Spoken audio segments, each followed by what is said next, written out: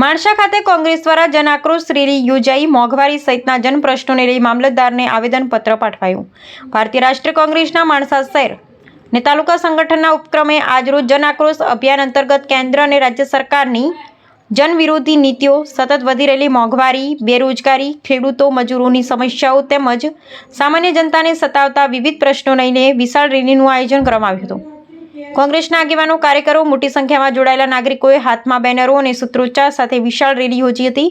Rally દરમિયાન વધતી મોંઘવારી, પેટ્રોલ, ડીઝલ, રસોઈ ગેસ, ખાદ્ય ચીજવસ્તુઓના ભાવ વધારા અને રોજગારના અભાવ સામે ઉગ્ર વિરોધ વ્યક્ત કરવામાં આવ્યો હતો।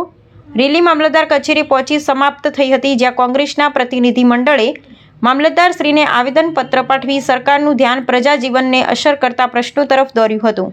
આવેદનપત્રમાં મોંઘવારી પર તાત્કાલિક નિયંત્રણ લાવવા, યુવાનોને રોજગારીની તકો ઉપલબ્ધ કરાવવા, ખેડૂતોને યોગ્ય ભાવ અને સહાય પૂરી પાડવા તેમજ સામાન્ય નાગરિકોને રાહત મળે તેવા પગલાં ભરવાની માંગ કરવામાં આવી હતી।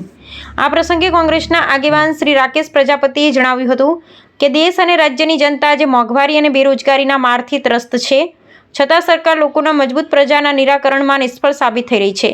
જો સરકાર દ્વારા પ્રજાના પ્રશ્નોનું તાત્કાલિક નિરાકરણ નહીં લાવવામાં આવે તો કોંગ્રેસ પક્ષ આગામી દિવસોમાં વધુ ઉગ્ર લોકશાહી આંદોલન ચલાવશે। આ કાર્યક્રમમાં કોંગ્રેસના શહેર અને તાલુકા સંગઠનના હોદ્દેદારો, આગેવાનો, કાર્યકરો તેમજ મોટી સંખ્યામાં નાગરિકો ઉપસ્થિત રહ્યા હતા। સમગ્ર કાર્યક્રમ શાંતિપૂર્ણ અને લોકશાહી ઢબે સંપન્ન થયો હતો।